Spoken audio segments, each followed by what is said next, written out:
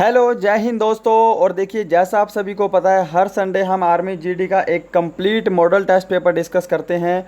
और यहाँ पर भी हम आज फिर से पूरे 50 प्रश्नों का आर्मी जीडी का complete model test paper discuss करने वाले हैं, जिसको हम मॉक टेस्ट और प्रैक्टिस सेट भी बोलते हैं।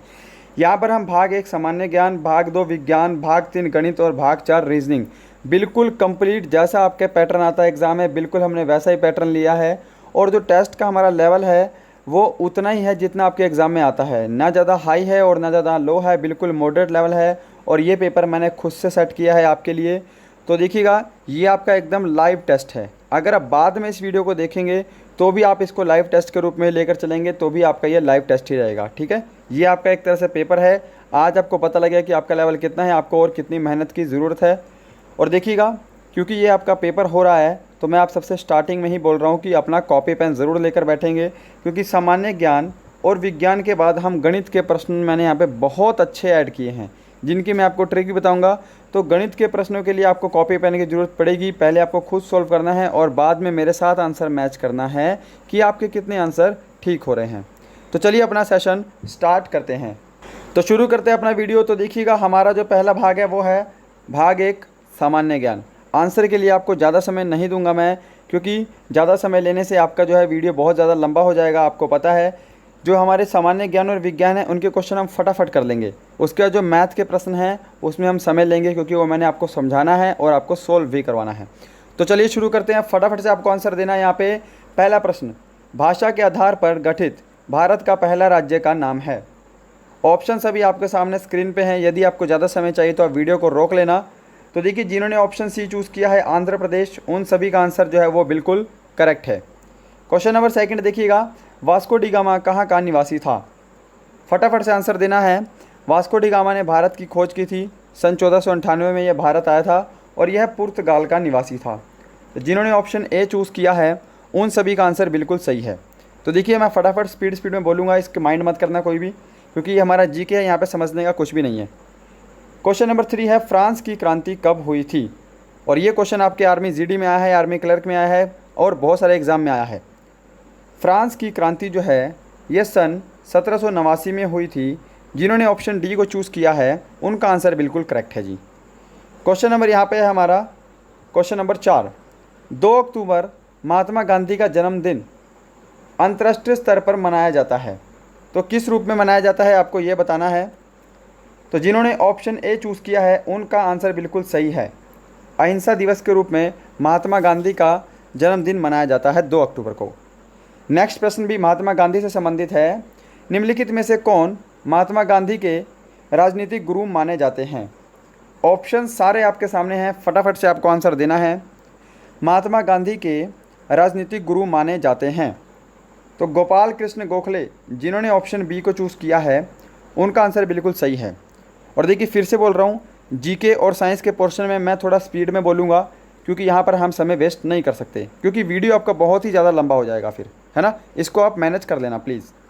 Question number 6, Nightingale of India किसे कहा जाता है। ऑप्शन स्क्रीन पे हैं। नाइटिंगेल ऑफ इंडिया किसे कहा जाता है। तो जिन्होंने ऑप्शन बी को चूज़ किया है उन सभी का आंसर बिल्कुल करेक्ट है। सरोजिनी नायडू को नाइटिंगेल ऑफ इंडिया कहा जाता है और ये भारत की पहली राज्यपाल भी थी, महिला राज्यपाल, ठीक है। और ये भारत की पहली राज्यपाल बनी थी, वो उत्तर प्रदेश की बनी थी। नेक्स्ट क्वेश्चन है क्वेश्चन नंबर हमारा 7, भारत में किस राज्य की सबसे लंबी तटरेखा है। भारत में किस राज्य की सबसे लंबी तटरेखा है। तो ऑप्शन डी जिन्होंने चूज़ किया होगा उन सभी का आंसर बिल्कुल सही है, गुजरात। फटाफट से आपको आंसर मैच करते जाने हैं, आपके कितने ठीक हो रहे हैं। क्वेश्चन नंबर 8, राष्ट्रीय वन अनुसंधान संस्थान कहाँ स्थित है। राष्ट्रीय वन अनुसंधान संस्थान स्थित है जी देहरादून में। ऑप्शन डी जो है वो बिल्कुल राइट है। क्वेश्चन नंबर 9 है, नागरहोल नेशनल पार्क किस राज्य में है। नागरहोल नेशनल पार्क किस राज्य में है। तो किस राज्य में है, ये है कर्नाटक में। ऑप्शन बी जो है वो आपका बिल्कुल करेक्ट आंसर है। क्वेश्चन नंबर 10 है, भारत का सर्वोच्च नागरिक पुरस्कार है।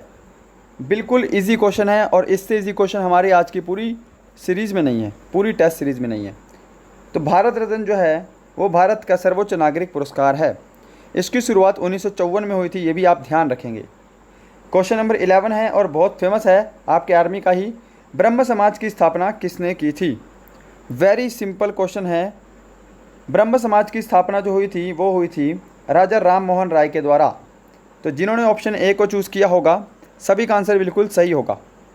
Question number 12, Chandragupta Maurya dash के प्रबल अनुयायी थे। चंद्रगुप्त मौर्य ने निम्न में से कौन सा धर्म अपनाया था, आपसे बेसिकली यह पूछा गया है।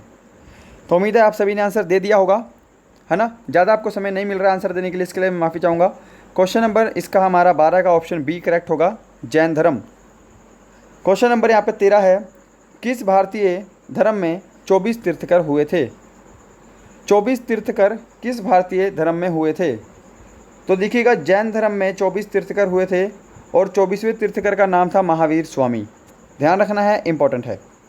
क्वेश्चन नंबर 14, दादा साहब फाल्के पुरस्कार की शुरुआत कब हुई? इसका सभी को पता होगा कि जो दादा साहब फाल्के पुरस्कार है यह सिनेमा यानी कि फ़िल्म के क्षेत्र में दिया जाता है और इसकी जो शुरुआत हुई थी वो हुई थी 1969 में। जिन्होंने ऑप्शन सी को चूज़ किया है उन सभी का आंसर बिल्कुल सही है। क्वेश्चन नंबर 15 है और हमारा भाग 1 का लास्ट प्रश्न है, पुलित्ज़र पुरस्कार किस क्षेत्र में से एक के साथ जुड़ा हुआ है? पुलित्ज़र पुरस्कार किस में से एक के साथ जुड़ा हुआ है? राइट आंसर ऑप्शन सी जिन्होंने दिया है उनका आंसर बिल्कुल सही है। पत्रकारिता से संबंधित है पुलित्ज़र पुरस्कार। तो यहाँ पर हमारा भाग 1 कंप्लीट होता है। उम्मीद करूँगा आप सभी को समझ में आया होगा। भाग 2 करेंगे हम सामान्य विज्ञान। तो चलिए स्टार्ट करते हैं। क्वेश्चन नंबर 16, सूर्य एवं तारों से प्राप्त ऊर्जा एवं प्रकाश का स्रोत है।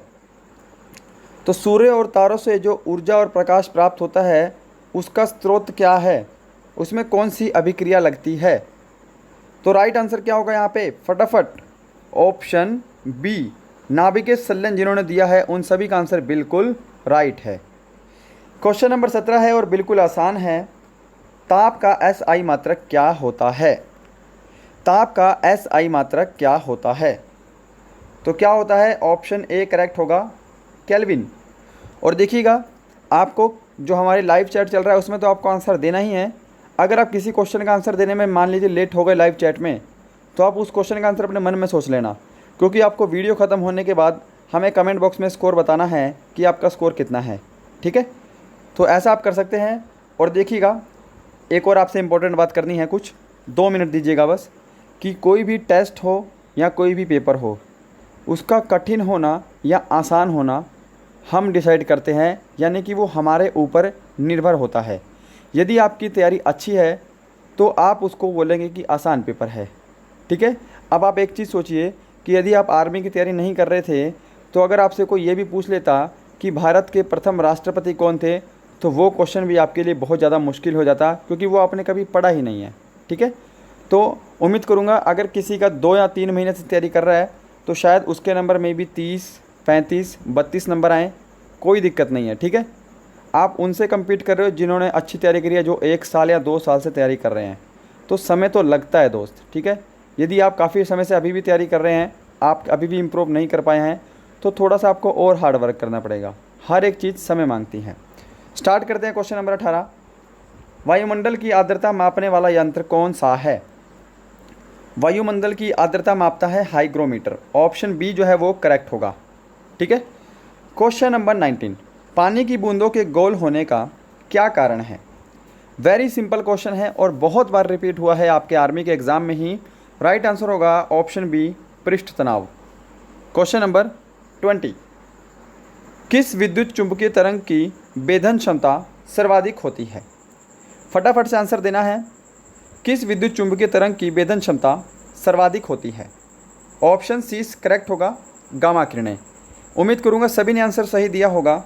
21 है, किस रंग के प्रकाश का प्रकीर्णन सबसे अधिक होता है? प्रकीर्णन समझते होंगे कि कौन से रंग का प्रकाश सबसे अधिक फैलता है।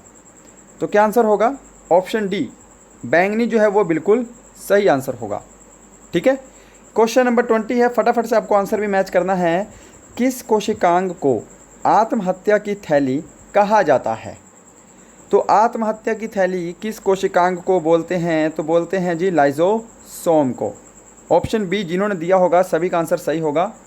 23, प्राकृतिक चयन के सिद्धांत का प्रतिपादक का नाम क्या है?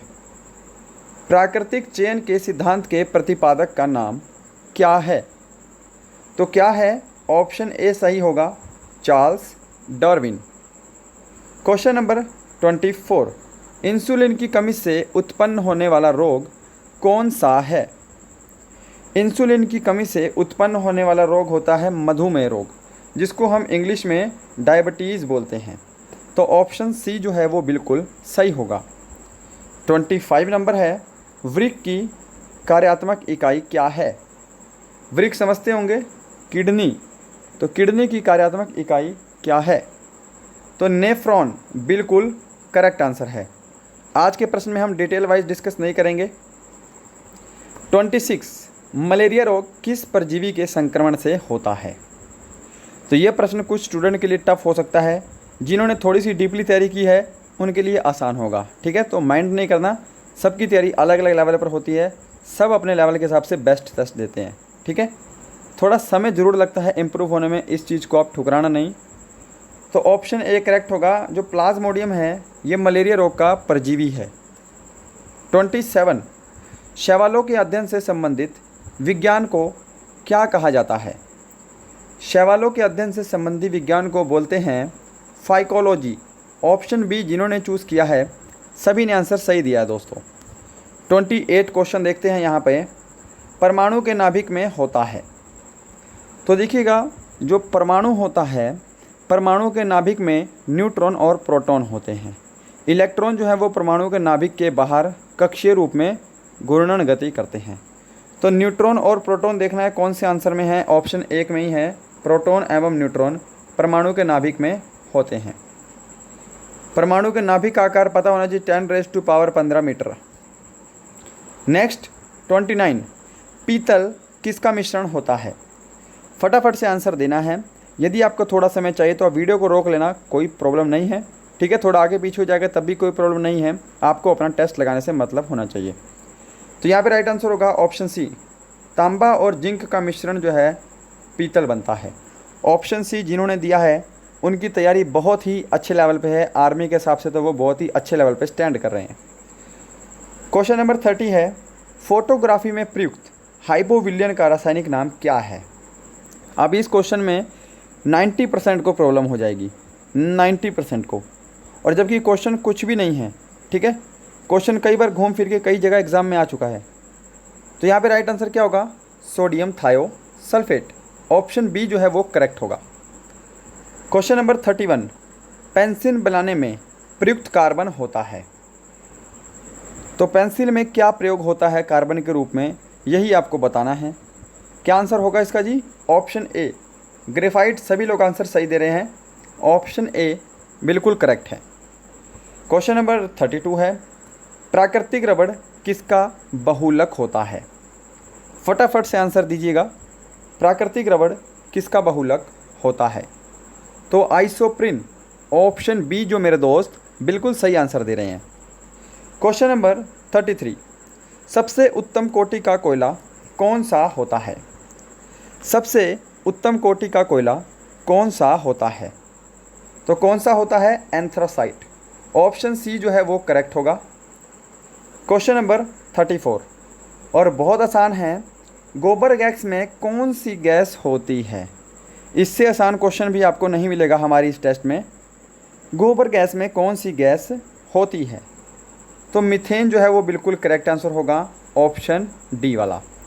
और भाग 2 का हमारा लास्ट प्रश्न, किस ईंधन के अपस्फोट रोधी गुण को दर्शाती है? यानी कि जो ईंधन है उसके अपस्फोट रोधी गुण को कौन दर्शाता है? तो राइट आंसर क्या होगा? ऑक्टेन संख्या। ऑप्शन सी बिल्कुल करेक्ट आंसर होगा। और देखिएगा, जैसे हमने यहाँ पे 35 क्वेश्चन डिस्कस किए हैं भाग 1 और भाग 2 के, अगर आप एग्ज़ाम में जाएंगे तो आपको क्या होता है, जैसे 35 हमने क्वेश्चन डिस्कस किए हैं तो आपको 25 से लेकर 28-29 क्वेश्चन जो है ऐसे आएंगे जो आपके प्रीवियस ईयर से रिलेटेड होंगे। ठीक है, जो आपने पढ़े होंगे उनका आप फटाफट आंसर कर देंगे। और इनमें आप कंपटीशन मत समझना कि आपने 29 क्वेश्चन ठीक कर दिए, जो 2 या 3 महीने से भी तैयारी कर रहे होंगे, ये 29-30 क्वेश्चन वो भी ठीक करेंगे। इस चीज़ का आप ध्यान रखना है। तो इसमें इतना कंपटीशन नहीं है, इसमें खुश होने की ज़रूरत नहीं है। जो लास्ट के 7-8 क्वेश्चन आपको हमेशा ऐसे देगा एग्जामिनर, हमेशा हर पेपर में, जिसमें आप थोड़े सोचने के लिए मजबूर हो जाएंगे, जिसमें आपको अपना नया दिमाग दौड़ाना पड़ेगा। आपने कितनी नॉलेज एक्स्ट्रा गेन की है आपको वहाँ पे पता लगेगी, ठीक है। तो वहाँ पे कंपटीशन होता है आपका असली। और मैं क्या करता हूँ, हर सेट में 4 से 5, 7 से 8 क्वेश्चन नए ज़रूर ऐड करता हूँ, हर बार ऐड करता ही हूँ, ताकि आपका माइंडसेट वैसा डेवलप हो सके, ठीक है। प्रीवियस ईयर करके जाओगे तो आपका स्कोर तो आएगा ही, बट उतना स्कोर नॉर्मल स्टूडेंट भी अचीव करता है। तो ये चीज़ आपको ध्यान रखनी है, उसमें कंपटीशन नहीं है। कंपटीशन वहाँ बढ़ता है जब आप एडिशनल स्कोर ऐड करते हो, ठीक है। तो चलिए स्टार्ट करते हैं अपना भाग 3, जो कि है हमारा गणित। उम्मीद करूँगा जो मैं बताता हूँ वो आपको पसंद आता होगा, बिल्कुल अपने एक्सपीरियंस से चीज़ें बताता हूँ। तो क्वेश्चन नंबर 36 है। जैसा मैंने आपको बोला था, आप सभी को आप कॉपी पेन लेकर बैठ जाना है। यहाँ पर आपको कॉपी पेन लेकर बैठना है, फटाफट से आपको आंसर सॉल्व करना है, क्योंकि मैं यहाँ पर आपके क्वेश्चन जो है वो स्लोली समझाऊंगा। तो अगर आप क्वेश्चन कॉपी पे सॉल्व करेंगे तो आप मेरे से पहले ऑटोमेटिक सॉल्व कर देंगे और मेरे साथ आप आंसर भी मैच कर देंगे। तो देखिएगा, पहला प्रश्न, 24 लड़कों वो उनके शिक्षक का औसत आयु 15 वर्ष है। यदि शिक्षक की आयु हटा दी जाए तो औसत आयु 1 वर्ष कम हो जाता है। शिक्षक की आयु क्या होगी? तो 2 तरीके बताऊंगा, 3 तरीके बताऊंगा, ठीक है। तीनों ध्यान से देखना। एक तो है हमारा बेसिक तरीका कि 24 लड़के हैं और एक उनका शिक्षक है, तो टोटल बंदे कितने हो गए भाई? 25 हो गए।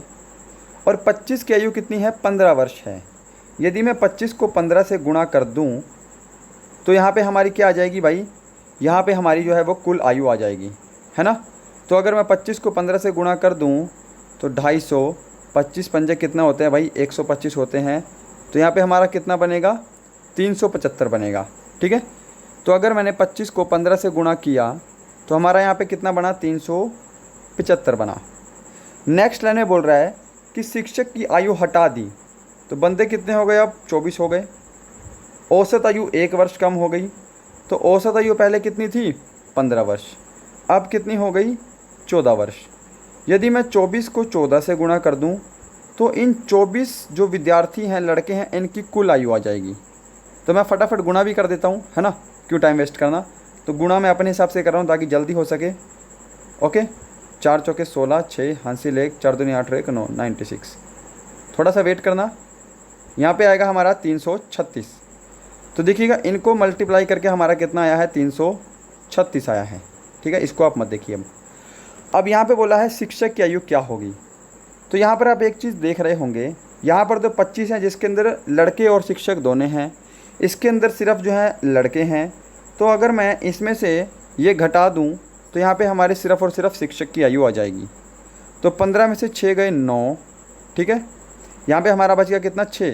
6 में से 3 गए 3, तो 39 वर्ष जो है वो आपका बिल्कुल करेक्ट आंसर होगा, ऑप्शन बी। उम्मीद करूँगा सबको समझ में आया होगा। अब देखिएगा, आपको मैं एक ट्रिक समझाऊंगा, यूनिट डिजिट वाली आपको ट्रिक समझाऊंगा, जिसमें आपको ये सभी मल्टीप्लाई करने की ज़रूरत ही नहीं पड़ेगी, ठीक है। उसको देखिएगा।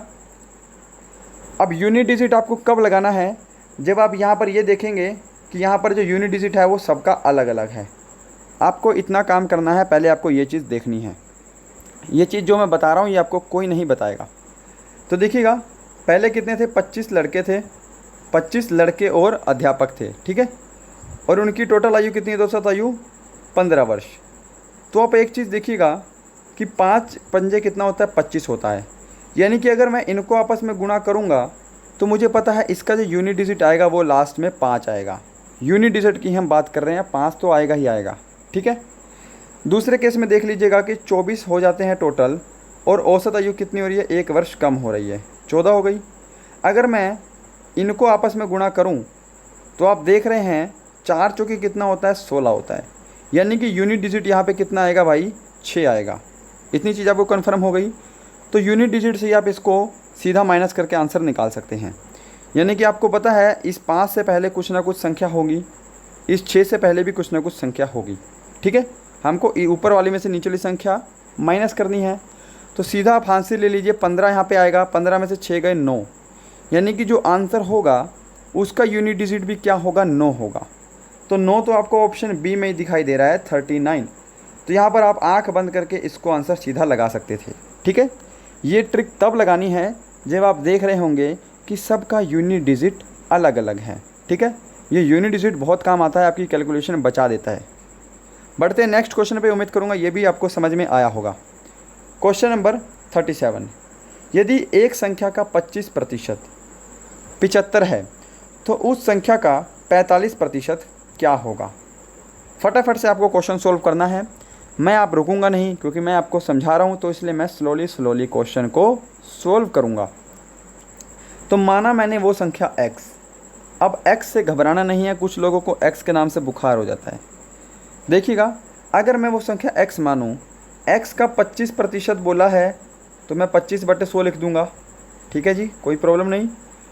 और इसकी वैल्यू कितनी दे रखी है, 75 दे रखी है। ठीक है, कि x का 25% 75 है, हमने यहाँ पर स्टेटमेंट ड्रॉ कर दी। 25 एकम 25, 25 चौके 100। अब ये 4 यहाँ जाके 75 में गुणा हो जाएगा, तो यहाँ से x की वैल्यू कितनी आ जाएगी भाई। अगर 4 75 में गुणा हो रहा है तो 5 चौके 20 हासिल 2, यानी कि x की वैल्यू आ गई 300। ठीक है, इतनी चीज़ समझ में आ गई, इसका अब कोई काम नहीं है। x की वैल्यू आ गई 300, यानी कि वो संख्या जो है वो है 300। अब बोला है इसका 45%, तो इसका 45% निकाल दो भाई, 45 अपॉन में 100 कर दो। 2 ज़ीरो से आपको 2 ज़ीरो काटनी है और इनको मल्टीप्लाई करना है। 5 तिया 15, 4 तिया 12 और 1 13। 135 जो है वो बिल्कुल करेक्ट आंसर होगा, जो कि आपके ऑप्शन डी में है। ठीक है, उम्मीद करूंगा जिन्होंने आंसर सोल्व किया होगा सभी का आंसर बिल्कुल करेक्ट होगा। और वीडियो ख़त्म होने के बाद आपको स्कोर ज़रूर कमेंट करना है कि आपका स्कोर कितना है। और ऑब्वियसली सी बात है, आपको वीडियो ज़रूर पसंद आ रहा होगा, कंटेंट अच्छा लग ही रहा होगा, है ना। तो वीडियो को लाइक करना है आपको बिना कुछ बोले। चैनल पे नए हैं तो सब्सक्राइब एंड शेयर ज़रूर करेंगे। क्वेश्चन नंबर देखते हैं इसके साथ 38 क्वेश्चन बहुत ही ईजी है।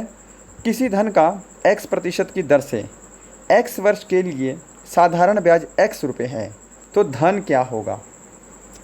तो देखिएगा, अब x को अपने माइंड में कबाड़ा मत करना। ठीक है, कोई उम्मीद करूँगा आप सोल्व कर रहे होंगे। अब मैं सोल्व करवा देता हूँ। अगर आपसे धनराशि बोली हो तो आपका एक फॉर्मूला होता है धनराशि निकालने का, जिसको हम इंग्लिश में प्रिंसिपल बोलते हैं। उसका फॉर्मूला होता है भाई सिंपल इंटरेस्ट इंटू 100, यानी कि साधारण ब्याज गुणा 100। नीचे हमारा होगा दर गुणा समय। ठीक है, दर गुणा समय। अब यहाँ पर हम इसको सोल्व कर लेते हैं, जो हमको दिया हुआ है। ठीक है, हमको निकालना है प्रिंसिपल। साधारण ब्याज हमको कितना दे रखा है, x रुपये। ठीक है, तो इसको मैंने x लिख दिया भाई। x गुणा हम क्या करेंगे, 100 करेंगे, कोई दिक्कत नहीं है। ठीक है, अब देखिए रेट ऑफ इंटरेस्ट और टाइम, यानी कि दर और समय हमको क्या दे रखा है। दर भी हमको x% दी है, समय भी हमको x% दिया है। सीधी सी बात है। तो नीचे भी क्या आएगा, x गुणा x, कोई दिक्कत नहीं। अब यहाँ से इस x से ये एक x हमारा कैंसिल हो गया, हमारा बचेगा यहाँ पे 100 बटे में x बच गया, और ये हमारा राइट आंसर हो जाएगा। कौन सा ऑप्शन दिख रहा है आपको ऐसा, ऑप्शन बी दिखाई दे रहा है। तो ऑप्शन बी जो है वो बिल्कुल सही आंसर होगा। ठीक है, बिल्कुल सिंपल वे से बताया है, बिल्कुल फॉर्मूला ही पुट किया है। उम्मीद करूँगा सबको समझ में आया होगा। बढ़ते हैं नेक्स्ट पे, क्वेश्चन नंबर 39। एक रेलगाड़ी 36 किलोमीटर प्रति घंटे की चाल से एक खड़े व्यक्ति को 8 सेकंड में पार करती है। रेलगाड़ी की लंबाई क्या होगी। तो देखिएगा, जो लंबाई होती है यानी कि डिस्टेंस होता है, वो क्या होता है, स्पीड इनटू टाइम होता है। ठीक है, हमको निकालना है डिस्टेंस। तो स्पीड हमारी कितनी है भाई, 36 किलोमीटर प्रति घंटा है। अब यहाँ पर आप डायरेक्ट मल्टीप्लाई नहीं करेंगे क्योंकि आपको समय दे रखा है सेकंड में, और आपका आंसर भी जो है वो मीटर में है। तो जो आपकी स्पीड है 36 किलोमीटर प्रति घंटा, इसको भी आपको मीटर प्रति सेकंड में बदलना पड़ेगा। तो मीटर प्रति सेकंड में बदलने के लिए हम 5/18 से मल्टीप्लाई करते हैं। ये आपको पता होगा, नहीं पता होगा तो अब पता लग गया होगा। ठीक है, तो ये हमारी क्या हो गई, मीटर प्रति सेकंड में ये पूरी हमारी स्पीड है। ठीक है, अब देखिएगा समय हमको दे रखा है 8 सेकंड, तो मैंने गुणा 8 लिख लिया। तो स्पीड इनटू टाइम हमारा क्या आ जाएगा, यहाँ से डिस्टेंस आ जाएगा, यानी कि ट्रेन की लंबाई आ जाएगी। ठीक है, 18 एकम 18, 18 दूनी 36, 5 दूनी 10 और 10 अठे कितना होगा भाई 80 होगा। तो 80 मीटर जो है वो ट्रेन की लंबाई होगी। ऑप्शन डी बिल्कुल सही होगा। नेक्स्ट क्वेश्चन देखिएगा, निम्न में से कौन सा अभाज्य संख्या नहीं है। तो देखिएगा जो अभाज्य संख्याएं होती हैं वो कहाँ से शुरू होती हैं भाई, वो होती हैं 2 से। 2, 3, 5, 7, 11, 13। ठीक है, अभाज्य संख्याएं वे संख्याएं होती हैं जो सिर्फ अपने पहाड़े पर और 1 पर कटती हैं और किसी पर भी नहीं कटती। ठीक है, बट अब आप बोलेंगे 1, तो ध्यान रखना जो 1 है वो न तो भाज्य संख्या है न ही अभाज्य संख्या है, यह एक नेचुरल नंबर है, ये आपको पता होना चाहिए। यहाँ पे राइट आंसर होगा आपका 1। ठीक है, उम्मीद करूँगा समझ में आया होगा, इसमें सॉल्व करवाने का कुछ भी नहीं था। क्वेश्चन नंबर 41, ए, बी, सी तथा डी 4 क्रमागत विषम संख्याएं हैं जिनका औसत 42 है। बी तथा डी का गुणनफल कितना होगा। अब देखिएगा इस क्वेश्चन को मैं आपको बेसिक से नहीं करवाऊंगा, आप बेसिक से करके देख लीजिए, आपका दिमाग इसमें थोड़ा सा हिल जाएगा। एक चीज़ आपको समझनी है जो मैं आपको समझाने जा रहा हूँ कि मान लीजिए आपके पास 5 संख्याएं होती, 1, 2, 3, 4, 5। ठीक है, पहले आप जो मैं समझा रहा हूँ उसको समझिए। तो देखिएगा जो औसत होता है वो क्या होता है, हमारा बीच वाली संख्या होती है ना। बीच वाली संख्या पे हमारा औसत गिरता है। ये चीज़ पता होगी, 2 हमने यहाँ छोड़ दी, 2 हमने यहाँ छोड़ दी, यानी कि जो बीच वाला है ये एवरेज होता है। ये आपको पता होना चाहिए, ये 5 संख्याओं में मैंने बताया है। ठीक है, ऐसे ही हमारे पास 3 संख्या होंगी, 1, 2, 3, तो इसमें जो बीच वाली संख्या होगी ये औसत होगा। बट यहाँ पर केस क्या है, ए, बी, सी और डी संख्याएं 4 हैं भाई। तो अब जो औसत इनका 42 है वो क्या होगा, ये जो बी और सी है इनके बीच में होगा 42। समझ में आई बात, यानी कि जो इनका है इनके बीच में हमारा औसत लाई करेगा। मैं आपको ट्रिक बता रहा हूँ, आप एक बार समझो इसको, बिल्कुल ईजिली आप इस क्वेश्चन को सॉल्व कर दोगे। ओके, अब हमको क्वेश्चन में क्या बोला है, 4 लगातार विषम संख्याएं हैं, पर 42 तो सम संख्या है। तो 42 से पहले क्या संख्या आएगी भाई, तो 42 से पहले जो संख्या आएगी वो आएगी हमारी 41। तो b की वैल्यू 41 हो गई, c की वैल्यू कितनी हो जाएगी, फिर यहाँ से 43 हो जाएगी। इस 42 को अब आप भूल जाओ। ठीक है, यहाँ पे हो जाएगी हमारी 39 और यहाँ पे हो जाएगी हमारी 45। तो ये चारों लगातार विषम संख्याएं हो गई। विषम संख्याओं में 2-2 का गैप होगा, आपको पता ही है। तो ये हमारी विषम संख्याएं हो गई, सीधी सी बात है। अब हमको बोला है b और d का गुणनफल, यानी कि b यहाँ पे है और d यहाँ पे है, इनका गुणनफल। अब गुणा मत करने बैठ जाना, ठीक है, समझा रहा हूँ उसको समझ लो। यूनिट डिजिट, ठीक है, 75, सॉरी यहाँ पे आपका 45 गुणा 41, इनको गुणा करना है। तो देखिएगा जो हम गुणा करेंगे 5 एकम 5, यानी कि हमारा जो लास्ट का डिजिट होगा वो क्या आएगा, 5 आएगा भाई। गुणा करने पे हमारा यूनिट डिजिट 5 आएगा। 5 किसी ऑप्शन में है, किसी में नहीं है, सिर्फ लास्ट वाली ऑप्शन में है। तो ये आपका आंसर होगा, आंख बंद करके।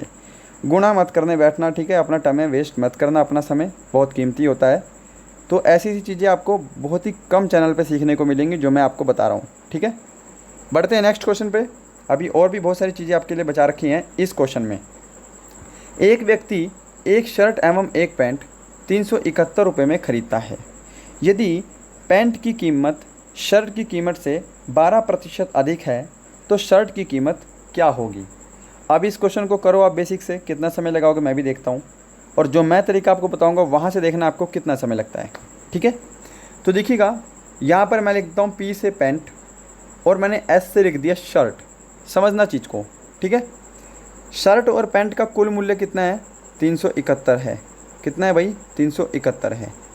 ठीक है, अब देखिएगा क्या बोल रहा है कि जो पैंट की कीमत है वो शर्ट की कीमत से 12% अधिक है। अब हमको दे रखा है यहाँ पे 12%। इस चीज़ को आप समझना कि अगर मैं 12% को फ्रैक्शन में लिखूँ तो मैं 12/100 लिखूँगा। ठीक है, अब 12/100 को अगर मैं कैंसिल कर दूँ तो यहाँ पर कितना होगा, 4 तिया 12, नीचे आ जाएगा हमारा 25। यानी कि जो 12% की फ्रैक्शन है वो कितनी है भाई, 3/25 है। अगर मेरी शर्ट की कीमत 25 है तो जो पैंट की कीमत है वो उससे 12% अधिक है। यानी कि जो 25 है इसका 12% की वैल्यू कितनी है, 3 है। और ये 3 अधिक है, इस चीज़ को समझना। तो जो पैंट की कीमत होगी वो होगी 28, 25 में हम 3 जोड़ेंगे 28 हो जाएगी। इतनी चीज़ समझ में आ गई। अब मैं इन सबको रफ कर देता हूँ, मैंने आपको ये सब समझाने के लिए लिखा था, ठीक है, क्योंकि यहाँ पे भी खिचड़ी बन जाती है यार।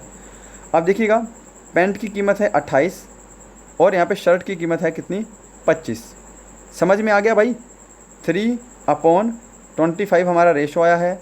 अगर पैंट की कीमत 25 है तो क्योंकि ये अधिक है तो 3 हमने जोड़ दिया इसमें, तो शर्ट की कीमत 25 है तो पैंट की कीमत हो जाएगी 28। अब यहाँ पे आपकी कीमत आ गई, चीज़ें यहाँ से आपकी बहुत आसान हो गई। इस ट्रिक से आप करेंगे तो 1 सेकंड में आपका क्वेश्चन हो जाएगा। अब देखिएगा, यहाँ पे अगर मैं इन दोनों का टोटल करूँ तो इन दोनों का टोटल कितना बनता है आपको देखना है। 8 और 5 कितना हो गया, 13। यहाँ पे हो गया हमारा 53 इन दोनों का टोटल। अब यहाँ पर टोटल 53 है, एक्चुअल में टोटल हमको दे रखा है 371, तो दोनों की वैल्यू एक दूसरे के क्या हो जाएगी, बराबर हो जाएगी। ठीक है जी। 53 एकम 53, 53 सतह होता है हमारा 371। एक की वैल्यू कितनी आ गई भाई, 7 आ गई। आपको पूछा है शर्ट की कीमत, तो इस अगर एक की वैल्यू 7 है तो शर्ट की वैल्यू कितनी है यहाँ पे 25। 25 गुणा 7 आप करेंगे तो कितना आंसर आएगा आपका, 175 रुपये। ऑप्शन सी जो है वो आपका करेक्ट आंसर होगा। अगर आपको बोल देता पैंट की कीमत, तो इस 7 को आपको 28 से गुणा करना था, तब आपका आंसर आ जाता। ठीक है, तो ये ट्रिक उम्मीद करूँगा आपको समझ में आई होगी। और ये ट्रिक नहीं है, आजकल ऐसे ही क्वेश्चन सॉल्व होते हैं, आप इसको एक्स वाई से मत करने लगना, अपना समय बहुत वेस्ट करोगे। बढ़ते हैं नेक्स्ट क्वेश्चन पे। क्वेश्चन नंबर हमारा है यहाँ पे 43 है, एक निश्चित धनराशि साधारण ब्याज पर 2 वर्षों में 704 रुपये तथा 5 वर्षों में 800 रुपये हो जाती है, मूलधन बताना है, क्या होगा। तो सबसे पहले आपको याद रखना है कि जो आपकी दर है वो है साधारण ब्याज पर, और जो साधारण ब्याज होता है वो हर साल समान होता है। मान लीजिए पहले साल साधारण ब्याज अगर 40 रुपये है तो अगले 20, 30, 50 वर्षों तक वो हर साल सिर्फ 40, 40, 40 ही बढ़ेगा। ठीक है, ये चीज़ आपको पता होनी चाहिए। अब आपको बोला है प्रिंसिपल निकालने को, मूलधन निकालने को, तो यानी कि प्रिंसिपल हमने यहाँ पे लिख दिया। प्रिंसिपल से 2 वर्षों बाद, यहाँ पे मैं नीचे लिख रहा हूँ 2, धनराशि कितनी हो रही है, 704 हो रही है। ठीक है, उसके बाद तथा 5 वर्षों में, यानी कि फिर अगले 3 वर्षों बाद हो रही है धनराशि कितनी, 800 रुपये। चीज़ें समझ में आ गई भाई, चीज़ें समझ में आ रही है ना। अब यहाँ पर आपको देखना है कि 3 वर्षों में कितना धन बढ़ा है। यहाँ पे 3 वर्षों में बढ़ा होगा ना, क्योंकि अगर 2 वर्षों में धनराशि 704 है, 5 वर्षों में धनराशि कितनी है भाई, 800 है। यानी कि यहाँ पे मैं 5 लिख देता हूँ। ठीक है, 5वें वर्ष में धनराशि 800 है, इनके बीच का अंतर कितना है, 3 है। यानी कि 3 वर्षों में आपको देखना है धनराशि कितनी बड़ी है। तो 3 वर्षों में इनके बीच का अंतर कितना है, 96 है। 3 वर्षों में धनराशि बढ़ी है 96 रुपये। इतनी चीज़ समझ में आ गई। अब 96 रुपये अगर 3 वर्षों में बढ़ी है, ब्याज है आपका साधारण, तो क्या करेंगे आप, पहले आपको निकालना है 1 वर्ष में कितनी बड़ी होगी। तो 1 वर्ष में आपकी 32 रुपये जो है वो धनराशि बड़ी है। ठीक है जी। अब 32 ही आपकी हर साल धनराशि बढ़ रही होगी। अब आप आ जाओ पहली स्टेटमेंट पे, कलर चेंज करता हूँ इसका। देखिएगा 2 वर्ष में धनराशि कितनी हो रही है, 704 हो रही है। 704 अगर धनराशि हो रही है तो इसके अंदर 2 साल का साधारण ब्याज भी जुड़ा हुआ होगा, तभी जाके धनराशि 704 हुई है।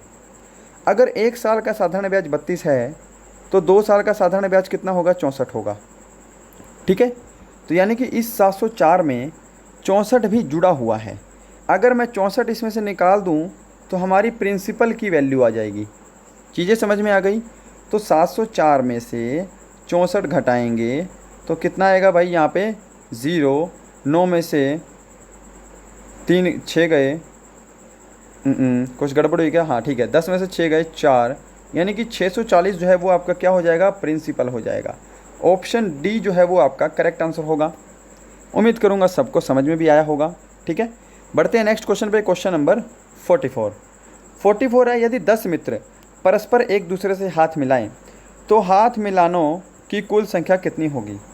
देखिएगा ऐसे क्वेश्चन अब आपके एग्ज़ाम में आने लगे हैं, लास्ट ईयर भी आया था और उससे पहले भी एक बार आया था। ठीक है, तो देखिएगा ऐसे क्वेश्चन को करने का आपको एक सूत्र पता होना चाहिए, जो सूत्र बहुत इंपॉर्टेंट है, क्योंकि फिर आप कंफ्यूज हो जाएंगे। क्योंकि अगर 10 मित्र परस्पर हाथ मिलाएंगे, ठीक है, तो वो जो है आपस में भी एक दूसरे से हाथ मिला रहे होंगे। तो आप कुछ लोग इसका आंसर 50 कर देते हैं सीधा उठा के, जो कि गलत आंसर है। 50 आंसर आएगा ही नहीं, ठीक है। अब देखिएगा, इसकी आपको ट्रिक पता होना चाहिए, n into n minus 1 upon में 2। ये ट्रिक है ऐसे क्वेश्चन को सोल्व करने की, ठीक है। कई बार क्वेश्चन आ जाता है कि मैं किसी ऑर्गेनाइजेशन में गया, संगठन में गया, वहाँ मैंने प्रत्येक आदमी से हाथ मिलाया, ठीक है।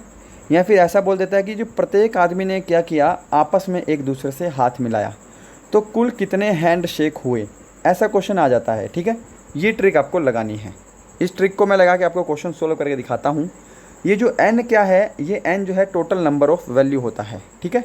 तो टोटल नंबर ऑफ़ वैल्यू 10 है, और यहाँ पे 10 गुना n माइनस 1 करेंगे तो 10 गुना 9 हो जाएगा, है ना। n है 10, 10 में से एक जाएगा 9, तो 10 गुना 9 हो गया, और बटे में हमारा 2 है, n Guna n minus 1 by 2, ठीक है। 2 से कैंसिल करेंगे, 2 पंजे 10, 5 निम कितना होता है भाई, 45 होता है। तो आपका ऑप्शन ए जो है वो सही आंसर हो जाएगा, ठीक है। नेक्स्ट है यहाँ पे क्वेश्चन नंबर 45, और आज का लास्ट क्वेश्चन है हमारा गणित का। किसी त्रिभुज की भुजाएं 3:4:6 के अनुपात में हैं, ठीक है। इसको करेक्ट करना, आपको क्या करना है, 3:4:6 के अनुपात में है। तो त्रिभुज कौन सा है, समकोण, न्यून कोण, अधिक कोण, या फिर इनमें से कोई नहीं। अब इस क्वेश्चन को आपके लिए बेसिक पता होना चाहिए था, ठीक है। इससे एक क्वेश्चन और बनता है कि मान लीजिए त्रिभुज की तीनों भुजाएं ऐसी दे रखी हैं, सबसे बड़ी भुजा का माप बताओ। तो वो क्वेश्चन नहीं है ये क्वेश्चन दूसरा है। तो देखिएगा, इसके लिए मैं आपको 1 सेकंड लूँगा, आपका 1 मिनट आपका मैं बेसिक क्लियर करना चाहूँगा कि मान लीजिए ये आपका क्या है, कोई त्रिभुज है, ठीक है। त्रिभुज है जिसके तीनों कोणे हैं, ये ए है, ये बी है और ये सी है। अगर मैंने माना सी बड़ी भुजा, सी माना बड़ी भुजा है, कौन सी भुजा है, बड़ी भुजा है, तो देखिएगा A square plus B square is equal to C square. यदि ए स्क्वेयर बी स्क्वेयर बराबर सी स्क्वेयर के हो तो ये कौन सा त्रिभुज होता है भाई, समकोण त्रिभुज होता है। कौन सा त्रिभुज होता है, ये होता है समकोण त्रिभुज। इसमें आपने देखा होगा पाइथागोरस लगता है ना, इसी फॉर्म में लगता है वो, ठीक है। अगर ए स्क्वेयर प्लस बी स्क्वेयर बड़ा होगा सी स्क्वेयर से, ठीक है।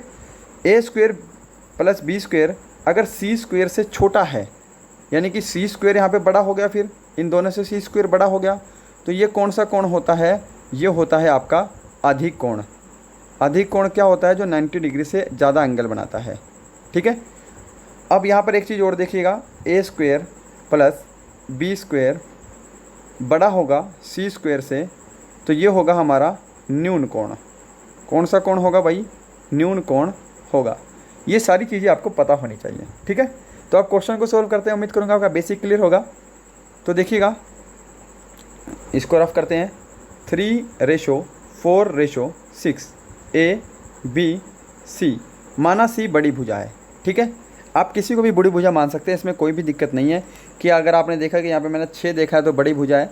बड़ी भुजा किसी को भी मान सकते हैं, बट वैसे बड़ी भुजा आपकी सी ही होगी, ठीक है।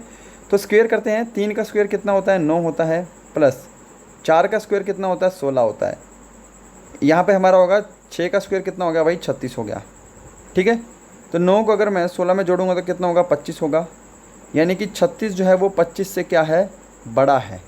तो ये कौन सा कोण होगा भाई, अगर सी बड़ा हो गया तो ये होगा अधिक कोण। ऑप्शन सी यहाँ पे करेक्ट आंसर होगा, ठीक है। उम्मीद करूँगा समझ में आया होगा आपका बेसिक भी। अब यहाँ पे हमारा रीजनिंग स्टार्ट करते हैं फटाफट से। भाग 4, क्वेश्चन नंबर 46 है, निम्न रिक्त कूट संख्या ज्ञात करो। मतलब आपको ये सीरीज़ दे रखी है, आपको बतानी है आगे की सीरीज़ क्या होगी। और रीजनिंग के लिए मैं आपको समय नहीं दूंगा, फटाफट हम क्वेश्चन को सोल्व करेंगे। और देखिएगा, रोज़ाना हमारी 10 बजे क्लास होती है, जैसे आज हुई है, तो रोज़ाना आपको 10 बजे जुड़ जाना है, ठीक है। हर संडे हम प्रैक्टिस है डिस्कस करेंगे, और बाकी दिन हमारी क्लासेस रहेंगी इंपॉर्टेंट और एक्सपेक्टेड क्वेश्चंस की। तो यहाँ पर देखिएगा, b की वैल्यू कितनी होती है, 2 होती है।